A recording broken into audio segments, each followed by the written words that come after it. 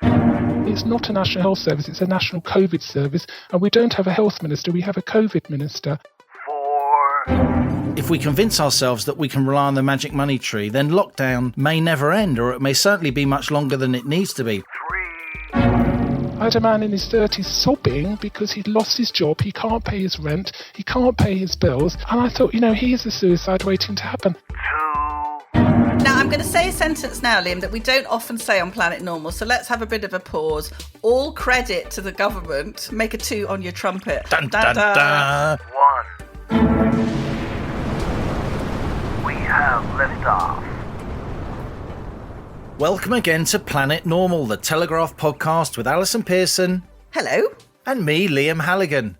And it's a special trip today in our rocket of right thinking, our capsule of common sense, because Planet Normal is 25. Yes, this is our 25th episode. We've reached a quarter of a century. And this is the week, Alison, when the sound of COVID bopping cavalry could be heard coming over the mountain, with news of a Pfizer vaccine, which doesn't prevent infection, but in early tests has, as you've written in your Telegraph column, a 90% success in stopping the virus from emerging by readying the body to fight it off. We don't yet know how it will fare with the elderly and those with pre-existing conditions, and we can't yet be sure how safe it will be. But amidst all the doom graph darkness, with so many struggling with lockdown gloom, this is surely, Alison, a shaft of light, a ray at least of sunshine, the prospect of good news. Yeah, Liam, we really needed some good news, didn't we? And I know that the cynics are already piling in, but let's just say a little prayer of thanks that Pfizer and BioNTech have come up with a vaccine. They're claiming 90% effectiveness. Really don't know all the details. We don't know how safe it will be, but it does seem that the people who get it, that the risk of transmitting the virus to another person, if you're not clinically ill, will be a lot lower. So at least it will drive the bloody R rate down. And we love hearing about that R rate, don't we? They had the Collins English Dictionary had this week with words of the year, lockdown, all the dreadful social distance. Doom porn. Just dreadful. You thought the Copyright A. Pearson. I'd never ever heard the word lockdown again. You love this. There are major logistical problems with this miracle vaccine. It has to be stored at minus 70 degrees. And I was just thinking about Matt Hancock on the phone to Curry's, okay? Right, I'd like 376. No, I need a really big freezer, the biggest that you have. Yes. By Tuesday, if you could get us 376,000 freezers, I mean, what are the chances that we have got the refrigeration capacity for this? I mean, absolutely nothing. There is another vaccine coming up on the rails, which is the Oxford AstraZeneca vaccine, which I think looks a bit more plausible and doesn't have to be kept in a freezer. I mean, I've got two clear views on this, really. The first is that it is a godsend to the elderly and to those with conditions who've been having to shield and haven't been able to take part in normal life because they've been too scared. So the vaccination campaign will begin with the over 80s and care home residents, which means that Robert and Josephine, who've been following, and all the people who are in their dreadful predicament will have, the opportunity to meet again. But I am prepared to have it and to endorse it if it means we can get out of this absolutely horrendous situation we're in. And I'm going to be honest now, my big fear about this vaccine, which the government, you'll notice, pulled out of the hat, didn't they, the week after they imposed the second lockdown. Do we really think they didn't know about the vaccine last week? I don't think so. However cynical you are, it's never enough. It's never enough. But I think that the potential downside is that a vaccine will give the government an excuse to string out the lockdown even longer. So I've heard this week that people in Whitehall are already saying that once the vaccine has been given to the over 70s, strict social distancing will have to be maintained because there is still potential for the NHS to be overwhelmed. No, absolutely not. We cannot have these scientists and bureaucrats imposing a terrible new normal on us indefinitely. What do you think? I think it is good news. When lockdown first happened and we launched Planet Normal 25 episodes ago, we were supportive of lockdown, weren't we? Absolutely. It was only when the data started to suggest that lockdown wasn't the best strategy that we started to seek out scientific voices that were more skeptical, that we started to change our views. It's not that we're against a vaccine, even though we want herd immunity. We just think it was a bad policy to wait for a vaccine. I think there will be some pushback from the population here, and the population who are skeptical about the vaccine will be dubbed as, mad and thick and anti-vaxxers and all the rest of it. I mean, there's been pushback on mass vaccination since Edward Jenner launched the first smallpox vaccine back in the late 18th century. And of course, a lot of people still remember the MMR scandal in the 1990s, the measles, mumps and rubella vaccine, though we should say that the doctor that promoted the link between MMR and autism has been discredited. He's been struck off. Andrew Wakefield has been struck off by the General Medical Council, and his concerns are widely seen to have been unfounded. But I still think there will be people who don't want to take the vaccine for a while. They'll want to see how the safety implications of it pan out. There will be links made, albeit scientifically unfounded, but in terms of national consciousness, there'll be links made with the thalidomide scandal that we grew up with, Alison, in the 70s, where a morning after treatment for women that was cleared by the regulatory bodies concerned led to really awful birth deformities, and the drug company involved tried to deny that link until it was proved. We should say after a newspaper campaign by the Sunday Times, as was. So the really big decision the government has to make is, do they make this compulsory? And I doubt that they would dare to do that. And if they don't make it compulsory, there will be people who think they're being rational, and arguably they may be rational. If they're 20, 30, they're personally at no risk of COVID. If the evidence continues to show that if you're asymptomatic and you have COVID, you are not infectious. We still don't know the answer to that question definitively. There's a scientific debate raging about that. So I think there will be some pushback. And if we are going for 40 million doses of this Pfizer vaccine, well, there are 12 million people over 65, Alison, who should surely be among those who are prioritised. They're the most vulnerable group. And if each of those needs 2 doses, that's 24 million right there. Before you've started, plus all the care workers, plus all the health workers. So it may be, because of the logistics that you talk about, and you're right to point out, and because of a shortage of the vaccine, if it turns out to be the only one that the world accepts does the job safely, then it may be that this vaccine has to be rationed. And to say, I'm not going to take it, but I support others taking it, may turn out not to be a kind of irrational anti-vaxxer position to take. It may actually turn out to be a socially acceptable and even laudable position. Yeah, and 3 in 4 Britons have said they would agree to have the COVID vaccine. You're going to love this bit. 40% want politicians to take it first to prove that it's safe. And I think we can all look forward to Matt Hancock, perhaps on Tower Green, with the ceremonial first COVID vaccine, pulling down his stripy trousers. I mean, what an image. I think a little prick in Mr. Hancock wouldn't go amiss, would it really? Not in the same headline, Your Honour. We remember, don't we, when John Gummer, the Agriculture Secretary, fed a beef burger to Cordelia. God, where is she now? Yes. Cordelia Gummer. She'd get her own chat show off the back of this. She would. Force-fed a BSE. During the BSE crisis, of course. Burger. Yeah. Now, I'm going to say a sentence now, Liam, that we don't often say on Planet Normal, so let's have a bit of a pause. All credit to the government. Dun, dun, dun. So the government did get in early and placed an order for 30 million doses of the vaccine. And this was the first agreement that Pfizer signed with any country. So this is something we don't appear to have got wrong yet, which is quite amazing. But I think something that's interesting in terms of the pushback isn't just that there's going to be some cynicism amongst the population, understandably, about the vaccine. We've just seen this Tory MPs founding this thing called the COVID Recovery Group. I think Indeed. Mark Harper, former Chief Whip, serious bloke. Serious bloke, and you picked up on him. You quite like him. I do quite like him. Your kind of Tory. My kind of Tory. And hair like a Thunderbird. Okay, I like smooth Tories. That's all right.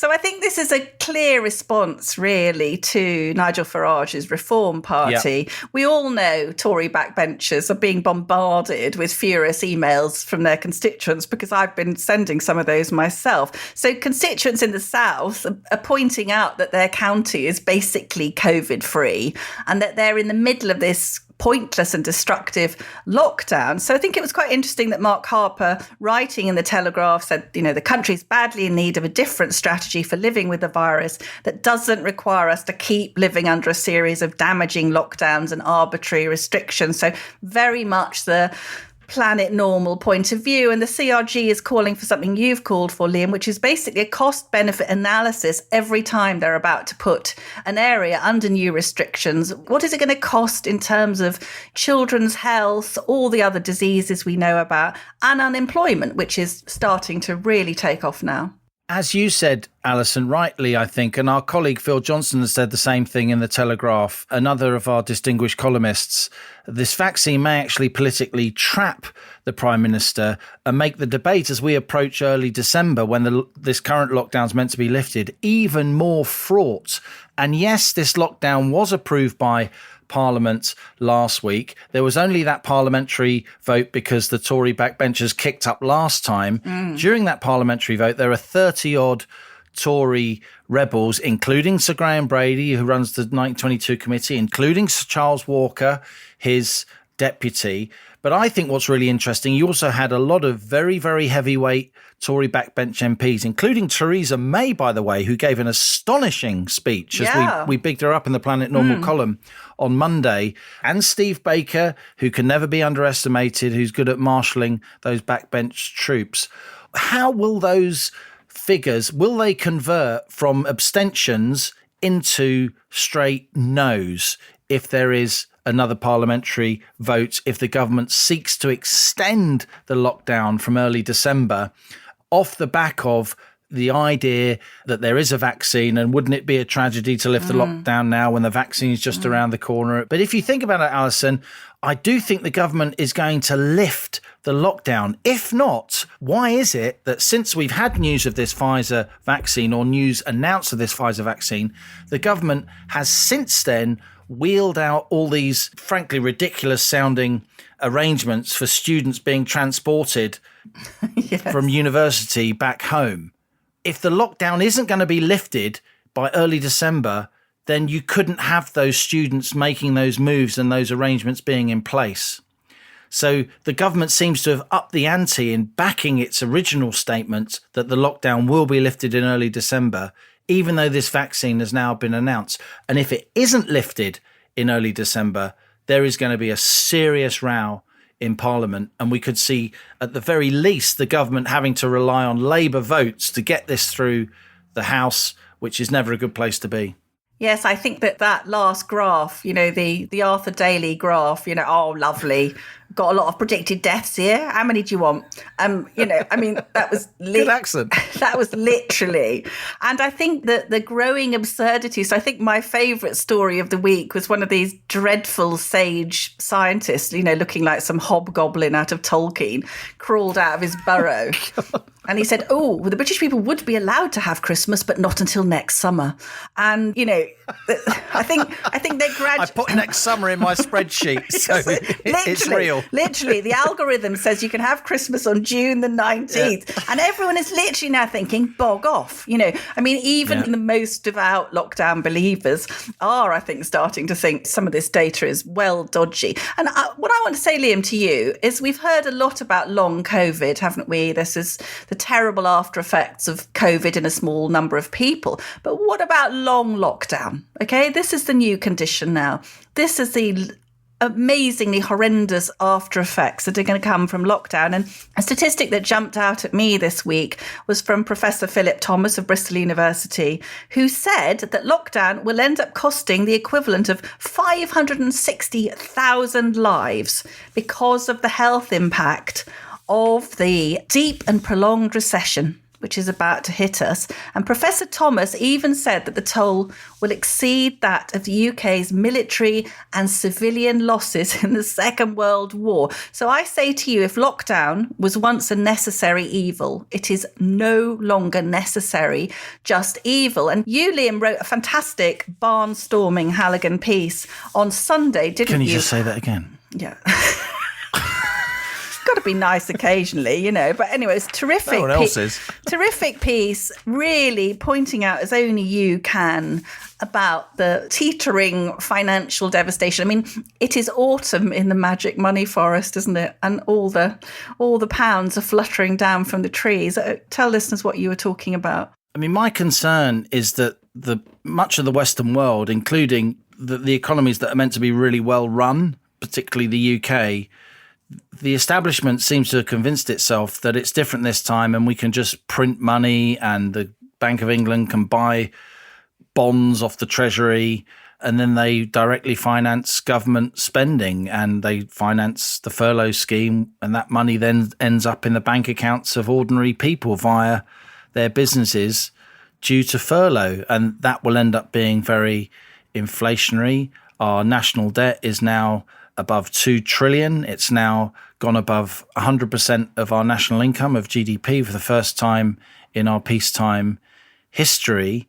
And the trouble is, Alison, if you can assume away any financial implications of lockdown, then you're not making a proper decision about lockdown because you're pretending there are no financial implications. And so if we convince ourselves that we can rely on the magic money tree, then lockdown may never end, or it may certainly be much longer than it needs to be.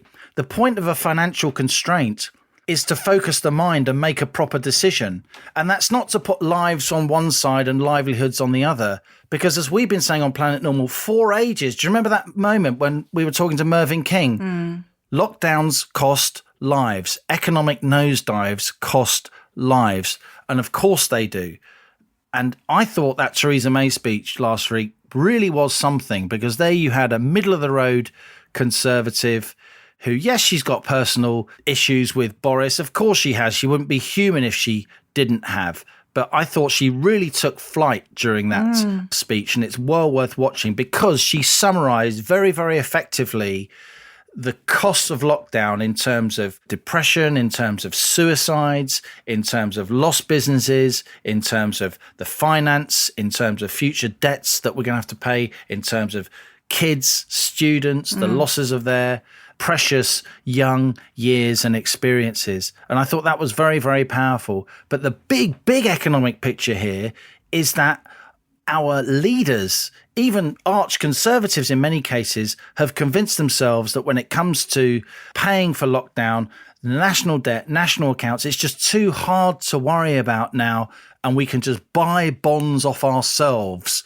And history shows that never ends well. And we've been doing QE, quantitative easing, like crazy since the Lehman collapse of 2009. The global economy has never really recovered because of that, because of the kind of zombification effect on global commerce. And since lockdown, QE has cranked up even more. And I think future historians will look back with their heads in their hands. I mean, I obviously don't understand this at the deep kind of granular level that you do, but in your column you wrote that the Bank of England is on course to own almost half the entire stock of UK public debt. Yeah. Even D at Maths O level can kind of understand that that's not a good scenario. Now, what we've seen is we know that this lockdown too is supposed to be ending on the 2nd of December, but we saw Rishi Sunak extending the furlough scheme to March next year. Now, what's that about, Liam? I mean, is it pushing away they know these horrendous consequences are coming? Is that what it's about? Or does it signify that they think that we're going to have more lockdowns and he's just getting the precautions in first? What it means, Alison, is basically the government has taken a decision that it will extend lockdown for as long as it needs to, regardless of the financial cost. And it's made that decision in part because it's been fed dodgy graphs by a coterie of scientists. And it's also made that decision because it's assuming away the financial implications of what it's doing.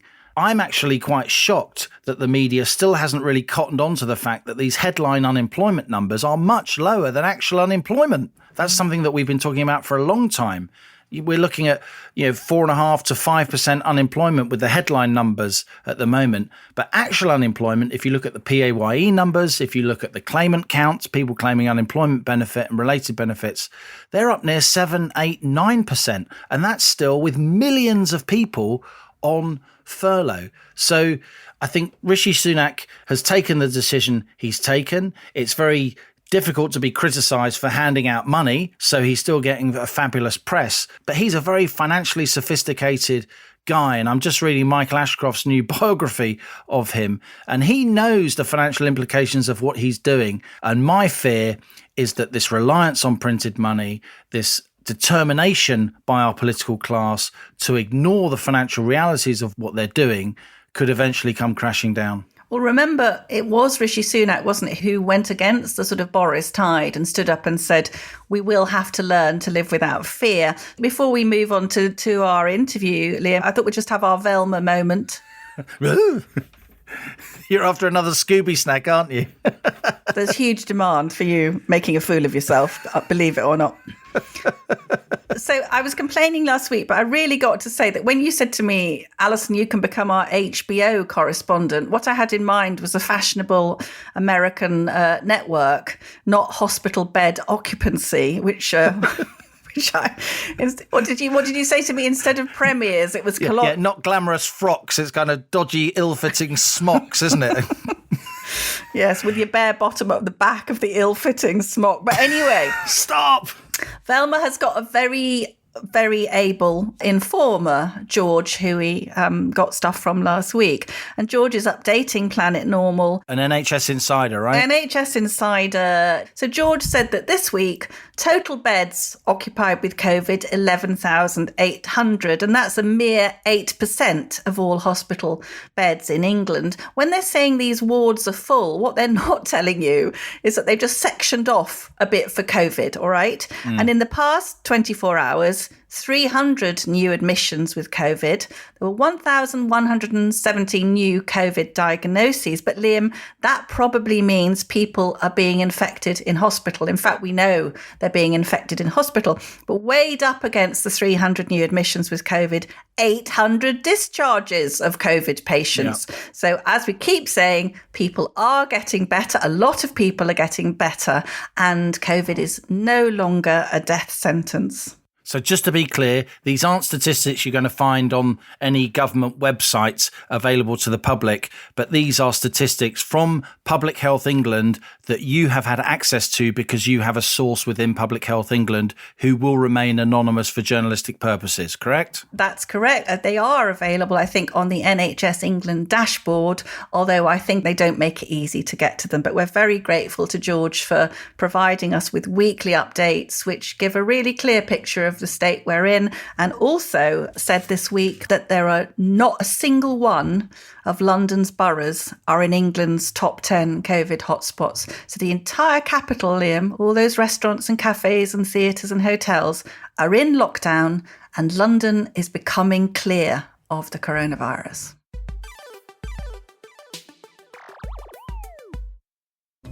Hello, I'm Christopher Hope, but my pals call me Chopper, and you can too. Just dropping into my second favourite podcast to tell you about another Telegraph show, mine. As the Telegraph's chief political correspondent, I spend my days holding politicians to account and asking them about the things that affect you. I speak to top politicians from across the political spectrum, commentators with their finger on the pulse, and of course, my talented colleagues at the Telegraph. So if that sounds like your cup of tea, please search Chopper's Politics wherever you're listening to this. Cheerio!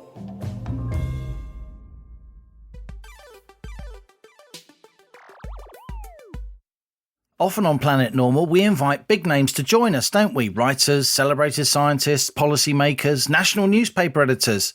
Other times during our 25 episodes and counting, we've invited ordinary, normal people with extraordinary things to say. Holly, the district nurse, was a memorable guest as she described the NHS Frontline during the first lockdown. 83-year-old Robert, of course, recently moved countless Planet Normal listeners to tears as he told of his battle to visit his wife Josephine, the love of his life, now unfortunately with dementia, living in a care home.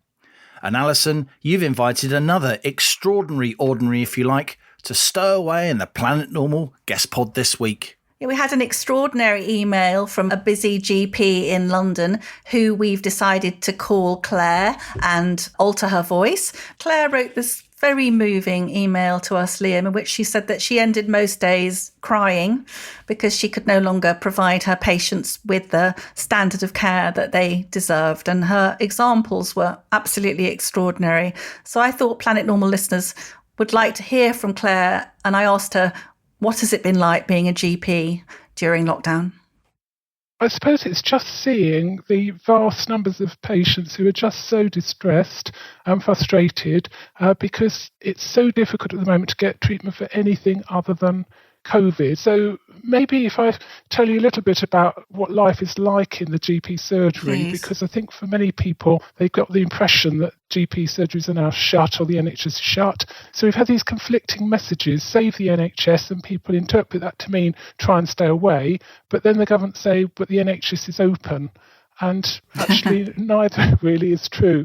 So when we first went into lockdown back in March, fairly suddenly, didn't we? Fairly abruptly. So really, there was no time to prepare for that. What happened was almost overnight, we had to change from being face-to-face with patients to virtually entirely telephone consultations. And we did that for a number of reasons. Partly, it was to protect the staff, because obviously we didn't know a lot about the COVID then. It seemed to be very infectious. It seemed to be pretty devastating. We had all those scary pictures on the television from Italy. And we needed to protect our staff. But obviously, if everybody got COVID in the first week or so, there'd be no one left to treat the patients.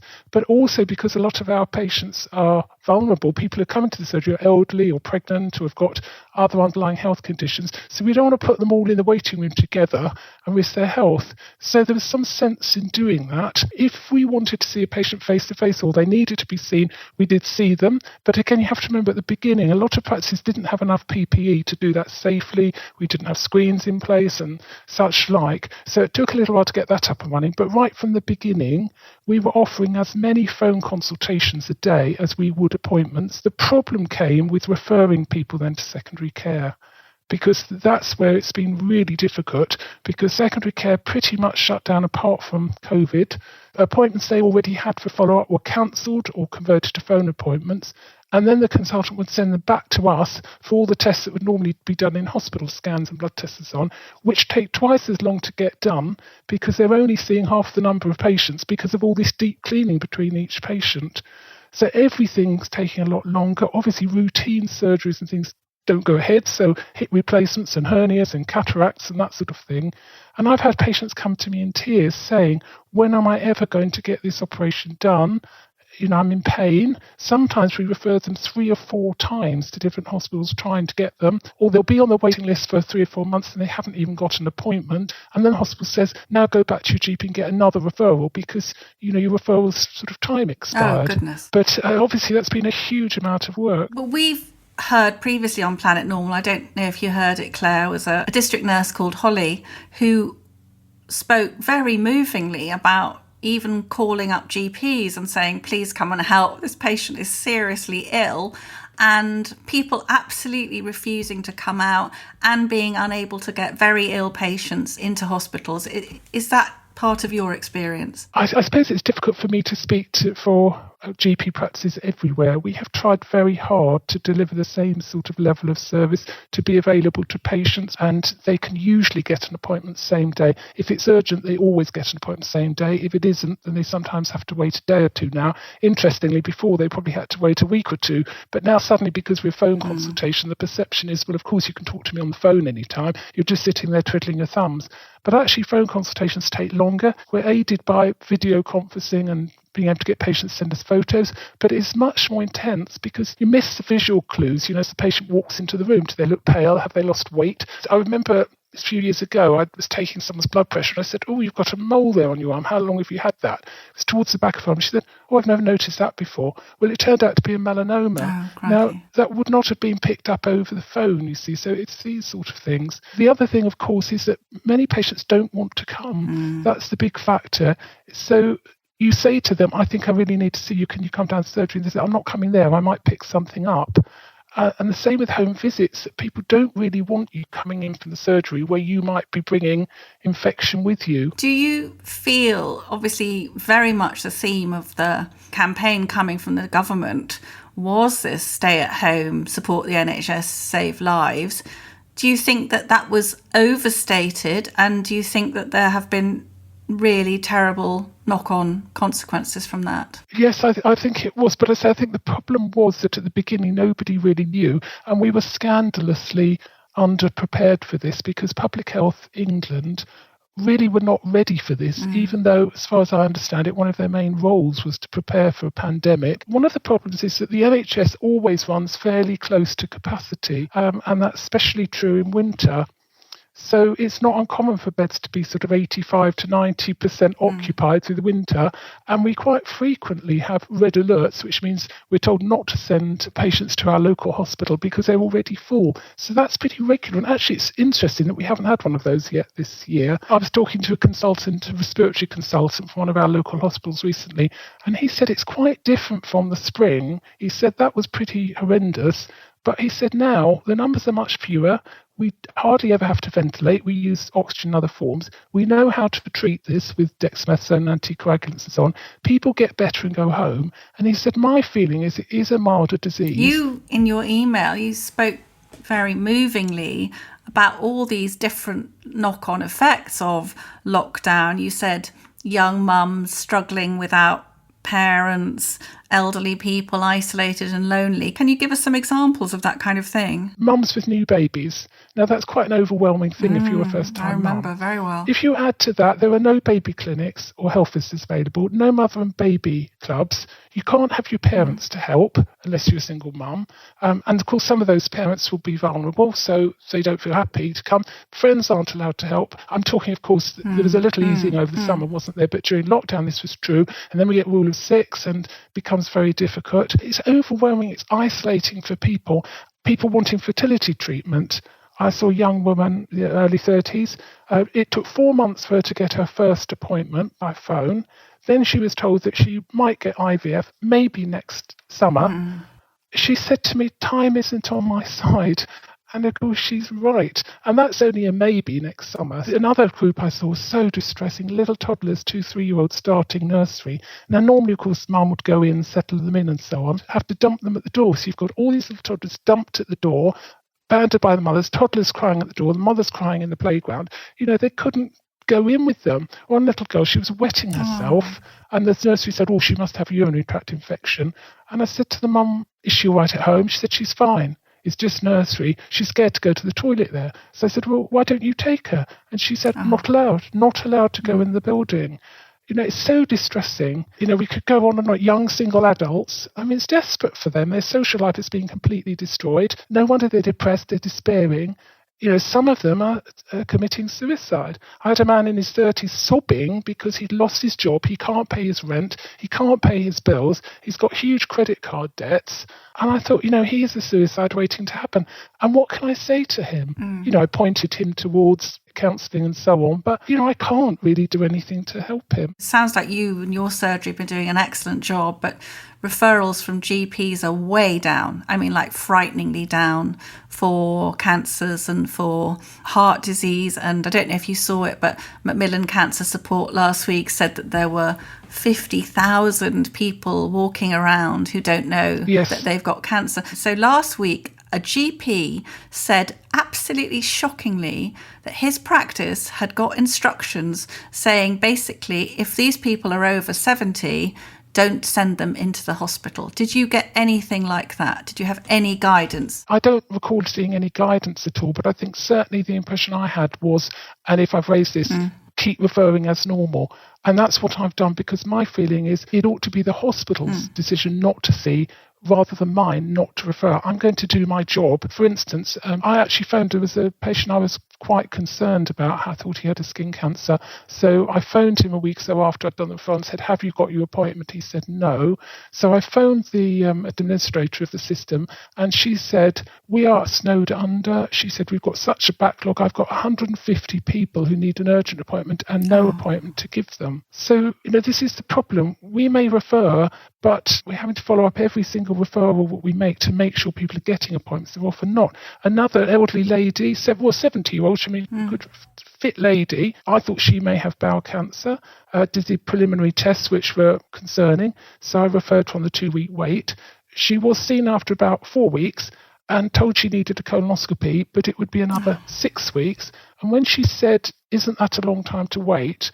The doctor said, if you've got a tumour, it's probably slow growing. And she said to me, that's hardly reassuring. Let's be honest, hospitals did close down vast swathes of their departments. And I had another email from a veteran GP, and she was very angry. And she said she had worked through previous epidemics and there had been fever hospitals. And she just said, we just went on doing our job. She said, we didn't feel it would be appropriate to close the hospitals to the other patients. Isn't that what's happened? Is other non-COVID patients are picking up the tab for the NHS becoming a COVID service? I absolutely agree, and that's what concerns me most. It's not a national health service, it's a national COVID service, and we don't have a health minister, we have a COVID minister, and it seems that this is the only disease that counts. The government have said lockdowns are necessary so we don't have to make choices about who lives and who dies. But actually they are doing that. They have already done that with their policy. Matt Hancock saying people may not get their cancer treatments. I mean, I just thought that was incredibly callous thing to say. People who are already frightened and distressed by their diagnosis are now going to be terrified that they won't get their treatment. I wonder how he'd feel if his wife or his mother had breast cancer because they'd missed their screening and then told they might not get their treatment. I agree. I thought it was really shocking. And then last week we had Sir Simon Stevens, the Chief Executive of the NHS, at the press briefing with the Prime Minister. He said this extraordinary thing, Claire. He said, you could slow the spread of COVID, but doctors could not do the same for cancer or heart disease. So we've got to suppress the COVID in order that we can treat the other patients. But how is that right? Well, I found that absolutely shocking, and I can't make any sense of it. I've been a GP for 30 years, and even in my medical career, I have seen the detection and treatment of cancer absolutely change really out of all recognition. They're so good now with the screening programs at picking things up. But, they pick them up, and then, the treatments are so much better, especially because the screening means things are picked up at an early stage. So I can't make any sense of that. Can you help listeners understand? So I heard somebody very senior in an NHS trust tell me that they were seeing much sicker patients presenting now with worse cancers and heart disease than previously. Is that what's coming down the pipeline? Well, definitely, because if you take away screening, so people are caught early, then you're waiting for them to develop symptoms. And then we have definitely seen, although I say the NHS is open and we're as open as we ever have been in terms of availability to patients, although I say I can't speak to GP services everywhere, but if you give people the impression the NHS isn't really open, the other thing is this fear you see that they have inspired vast amounts of fear. I know people who've not been out of the house now since March. Oh, goodness. Even in July and August where they were allowed to, they were terrified, especially if they felt they were vulnerable because they had an underlying health condition. So you see, even if they start to notice symptoms, they're going to be very scared even to speak to us, because they know I will say to them, you need this test or you need this 2-week appointment. And they'll say, do I have to go to hospital for this? And I say, yes.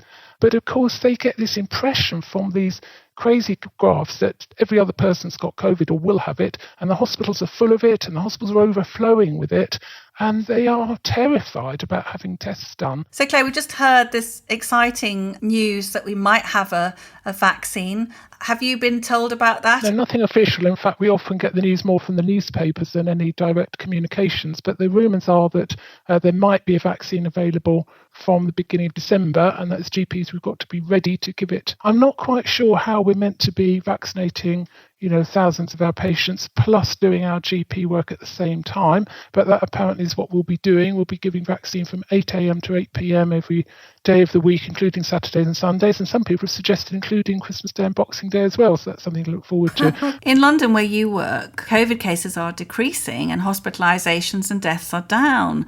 Doesn't look like the NHS is in any danger in the capital city of being overwhelmed at all. So would you say you were angry at politicians and the government for not starting to properly reassure people? Yes, I am. And I think also not making a proper balanced judgment on these things. They just seem to be so tunnel vision that all they look at is COVID. They're not counting the cost of everything else. So the non-COVID illnesses, which will kill people, probably far more people, the huge social and emotional and mental health damage that they're doing, which, again, some of these things are in the pipeline, aren't they? They're not seeing them instantly, so they seem to be turning a blind eye to them, plus the economic collapse. So how are we going to be able to pay to treat all these people in the future? There's a principle in medicine which is first do no harm. So you must make sure that the cure is not worse than the disease. Of the things that have reduced you to tears at the end of the day in the surgery, can you think of a couple of cases where you've thought, I shouldn't be doing this? Yes, I think especially the mental health sort of areas. So we've talked about care homes, but of course there's an army of people who are coping at home with a spouse with dementia, for instance, whose only relief would have been a day centre or a lunch club, which are now all closed down. It's people dying alone. That's just appalling. I think those things just would reduce anybody to tears. And for me, the issue is that in the past, you would have been able to find some way, not to solve people's problems, but to ameliorate them, to try and ease their distress in some way. Perhaps their church would have got involved in helping them. They can't do that anymore. It's just their family and friends aren't allowed to help or visit anymore.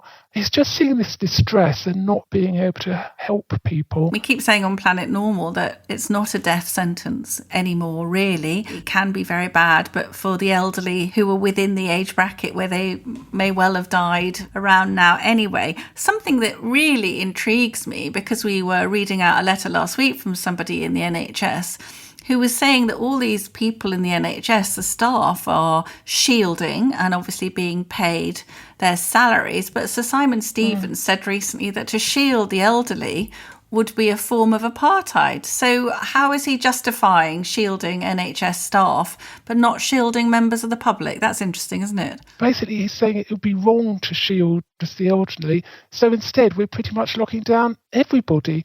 I just don't get that. Again, it doesn't seem the right balance of things, does it, to do?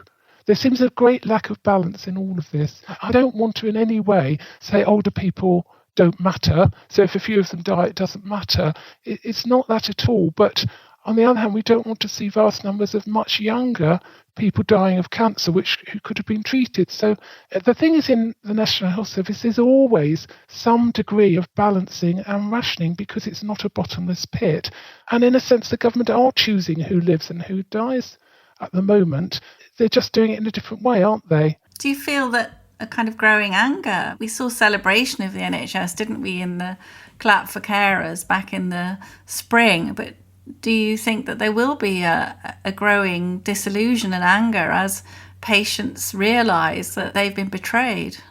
Well, there already is that, isn't there, in people saying, I don't know how many angry patients I've spoken to on the phone saying, the government says the NHS is open, but it's not open because I can't get my appointment and I can't get my surgery. And I said to them, well, we're open as usual, but I don't have any power to get this for you because it's just not available. I just feel very sad, really. I don't think Boris Johnson, for instance, is trying to deceive us, or I don't think it's a conspiracy, as people are saying, but I think he's just blinded by numbers. So I'm sure people are trying to do their best, and I'm sure Professor Whitty and Vallance are trying to do their best as they see it. But it's a shame, Claire, isn't it, that Whitty and Valence can't spend a morning sitting with you in the surgery and seeing what... Oh, how I would love that. I've so often thought, I wish you could sit here. I wish you could be the person, or Matt Hancock would be the person speaking to a newly diagnosed cancer patient, or someone waiting for their cancer tests longer than they should and frightened about it. I wish they could be the ones sitting there explaining it to them. Because I've said to people time again, I am so sorry, and I just wish I could do something to make this easier for you. And I just can't. There's nothing I can do about this. I've said, write to your MP, complain to the hospital management. But we all know that falls on deaf ears. Gosh, that was astonishing from Clare, not her real name, of course, but someone who we know, we've checked out. Clare is a highly experienced frontline GP, and well done to you again, Alison, for talking to her. I think, Liam, we've got to contrast this lack of compassion we're seeing from the policymakers, and then we talk to an actual living, breathing doctor, and doesn't she paint a vivid picture of what it's like to talk to a young mum who wants to go into the nursery with her child because the child's wetting herself, but she's not allowed in. And then, of course, all the things we don't think about, like an elderly person at home looking after a spouse with dementia, all the clubs that could give them a bit of relief, maybe a couple of hours a week, cancelled. So it's not just the big things that we all know about, it's all the nitty gritty. And I'm going to tell you, Liam, now that after we finish recording, Claire said to me that she's thinking of giving up her job, the job she's loved for 30 years, because she doesn't think she can help her patients. She's just having to fob them off because, as she said, she refers them to the hospital, then it bounces back, sent back to the GP. As she said to me, I can't do cancer surgery, I can't do x-rays. So basically, a picture of GPs demoralised, unable to provide the service that they want. And she said, we don't have a health minister, we have a COVID minister. And I thought such a good point she made, Liam, when she said that the government warns we're going to have to make invidious choices about who lives or who dies, but we're already making them. Two things, Alison. The first thing, we haven't we, been in an email discussion with Claire for a number of weeks. She is not an outlier. We have received dozens of emails from GPs and other NHS frontline people coming from exactly the same point of view. Second thing, it is now completely undeniable that non-COVID patients have suffered and suffered badly during this pandemic. Literally, as we're recording, the Health Foundation, a respected think tank, has just published a study showing that during the first 8 months of 2020, there were almost 5 million fewer people referred for routine hospital care in England. The think tank talks of a hidden backlog for non-COVID patients. The Royal College of Surgeons of England's, no less, analysis conducted for them has found that there were 4.7 million fewer people referred for routine hospital care, including hip, knee and cataract surgery between January and August 2020 compared to the same period in 2019. This is having major implications on the NHS, which has, as Claire says, as many people who have written into Planet Normal have said from the front line, become not a national health service, but a national COVID service. And I just saw, Liam, as well, that suicide figures are up 200% since lockdown. So that picture Claire painted of a young man who just lost his job crying in her surgery is just being replicated across the country. And another point, she mentioned the vaccine. As we were talking, we didn't really know as much as we know today, but her concern was that the vaccines, which they're going to have to be giving, GPs are going to be giving from 8 a.m. to 8 p.m. 7 days a week. She was worried that would stop her doing her other work. So that's something else that we're facing in the next few months. I understand that they're being paid £12.56 per dose. So there's a lot of interesting things thrown up, aren't there, by this vaccine campaign as well. So let's have some reader emails. So many of you are mailing us at planetnormal@telegraph.co.uk. Do keep them coming. Alison and I love hearing from you because you, our listeners, are part of a fast-growing Planet Normal community. And of course, we feature half a dozen or so emails, the Star Dispatches, in our Planet Normal column, which appears in the Telegraph and online every Monday. So, Alison, what's caught your eye this week? Well, Liam, there's already a bit of pushback, as you predicted, about the vaccines. Here's Elizabeth fuming. I'm 50, holistically healthier than many fat slobs under 40. My family and I, elderly parents included, will not be taking a vaccine for a flu virus with a 99.97% recovery rate. I think the recovery rates are a bit less than that, but you take her point. And here's a really fuming one again from someone calling himself Scaramouche. We are locked down because every year at this time there are NHS capacity issues. But this year, NHS managers have cottoned on to the once-in-a-lifetime opportunity to wave the COVID shroud and restrict activity so they can balance their budgets and earn an even bigger bonus for very little work. Gosh. Here's Rachel. Thank you, Planet Normal. You are well ahead of the curve in questioning the government narrative for lockdown, and your Planet Normal interviews have been instrumental, providing a platform for opposing voices to be heard. It takes courage to swim against the tide, and you've both been doing that for many months now. I salute you. But Rachel tells a sad story of her younger sister Shelley, who has severe learning disabilities and lives in a care home. And the care home went into lockdown in March, hasn't allowed indoor visits since. And Rachel says her sister Shelley is incredibly affectionate, loves to cuddle people. She gets visibly excited when she meets someone she likes. But unfortunately, they haven't been able to visit her. They haven't been allowed. And Shelley's been missing the regular visits from Rachel and her mother. And Rachel says, and it's heartbreaking, her sister simply lacks the mental capacity to understand why we haven't been able to visit, and she must worry that we've just abandoned her. How can she comprehend why we haven't visited for so long? A sad story. Very sad. I really hope that this vaccine does one good thing. It'll be that Shelley's mum and sister can visit her and all those people who are on their own at the moment. We saw another thing, Liam, this week was that the Welsh government, always looking out for its people, has decided to scrap GCSEs and A-levels. I mean, they've only been back at school since September. We could have done the whole episode on that. It's such a huge topic. And well, you know, it's my country, and as a Planet Normal listener described it, the People's Democratic Socialist Republic of Wales.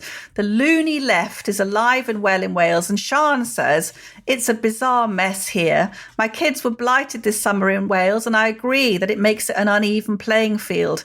The grades mine got seemed fair, but unfair in their minds because they couldn't prove themselves in exams. It's just political. And you know, I absolutely agree with Sian. The Welsh government, Liam, when I was a child, Wales was a powerhouse of social mobility, sending kids up from the valleys to the best universities in England. Absolutely marvellous grammar schools, the sort of people like Michael Howard, you know, went on to become the Tory leader and so on. Absolutely astonishing. And what happened when Wales got a National Assembly after devolution? They abandoned the SATS test and the school performance league tables in 2004. They don't want any external assessment. This leftist mentality is anti-competition, and the only way we've been able to see how badly they're performing is the international PISA tests. They happen every 3 years, Liam, and they look at the performance of 15-year-olds, and the Welsh school system has been ranked the worst in the UK for the 5th time running in the international PISA test, and Wales's youngsters are dragging down the UK score. It breaks my heart. That's my country. And you wouldn't bet against the same exam cancellations coming to England, right?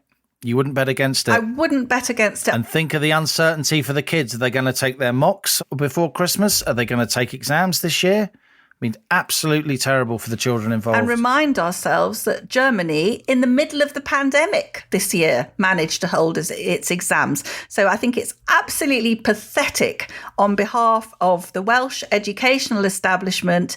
And, you know, how many years can this go on for? I can see them let's not have any exams at all because it stresses them out. That's where we're heading. And I really hope that England and Northern Ireland hold their nerve. One teacher suggested a very good suggestion, actually, was that you could have some course assessment. Of course, they could do some dissertations and so on, but do some exams so that the kids get the chance to prove what they could do. Because this is, you know yourself, Liam, this have massive knock-on effect to the confidence levels of children and feeling they've been cheated of these milestones in their lives. And the UK during the Blitz took exams. But anyway, let's move on. Sally, thank you so much for your excellent journalism, good humour and humanity. It seems to me, Sally says, that many people are suffering from serious depression, anxiety and other mental health disorders as a direct result of lockdowns, massive restrictions on personal liberty and economic uncertainty. There's been a huge rise in the use of medication, according to the ONS, says Sally, and I worry about the number of suicides, a point you just made, Alison. I've heard from friends who volunteer that at the Samaritans, it's often impossible to cope with the sheer volume of calls. Please carry on recording Planet Normal, says Sally, which is helping me cope during these very dark times. And this is from Livid of Lancashire. No one is saying that any deaths are acceptable, but they are. We all die, and if we reach our 80s, we do pretty well. My mum at 93 refuses to not go to M&S on Saturday mornings. I walk to work at 14 as Germany bombed Salford docks. I will live my life, my mother says.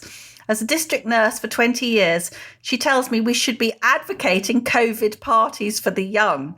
A 3-week shutdown to allow the NHS to prepare. I know. I said that and I got shot down in flames. But that's from a 93-year-old district nurse. Livid of Lancashire says a 3-week shutdown to allow the NHS to prepare in March was all that was needed. We would, in truth, be best to open up, stop the irrational panicking. If it weren't so catastrophic, the tears I'm shedding would be from laughter rather than for all the livelihood sacrificed for no logical reason. So that's it from our latest voyage to Planet Normal. Strap yourself in for re-entry to the madness of planet Earth.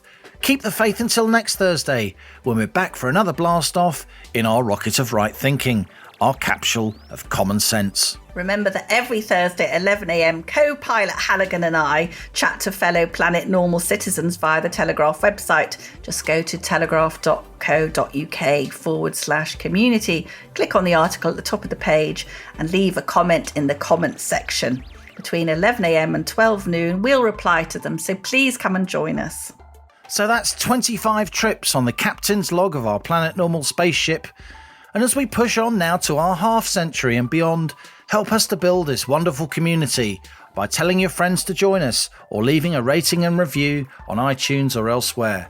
And so as our beloved sanctuary that's Planet Normal fades out of sight once more and Earth hoves into view, thanks to our brilliant producers Rhys Gunter, Louisa Wells and Elliot Lampitt, and our editor Theo Laludis. And so until our next voyage, it's goodbye from me. And it's goodbye from him.